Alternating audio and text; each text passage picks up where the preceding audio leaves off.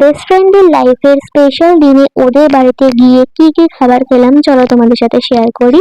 কারণ খাবারের ভিডিও দেখতে তোমরা সবাই ভালোবাসো। প্রথমেই গরমের মধ্যে খেলাম ঠান্ডা ঠান্ডা কোল্ড ড্রিঙ্কস। কিছুক্ষণ পরে খেলাম গরম গরম কফি। আর তার সাথে গরম গরম ভেজ পকোড়া, যেটা খেতে দারুণ ছিল।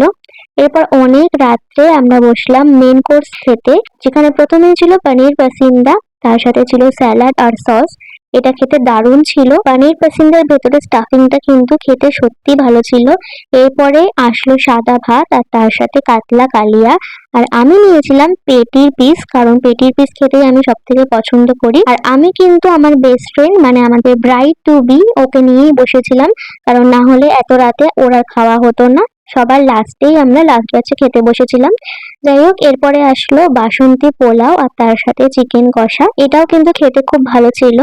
আর last but not the least, আমার সব থেকে ফেভারিট চাটনি পাঁপড় আর তার সাথে মিষ্টি মানে রসগোল্লা ছিল। আর লাস্টে আইসক্রিমটার ভিডিও করা হয়নি, কারণ ওটা আমি বাড়ি ফেরার সময় রাস্তায় খেতে খেতেই ফিরছিলাম।